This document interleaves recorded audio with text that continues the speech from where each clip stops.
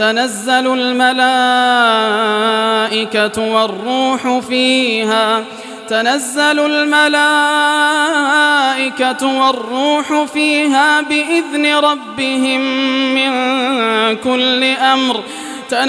الملائكة والروح فيها بإذن ربهم من كل أمر سلام هي حتى مطلع الفجر.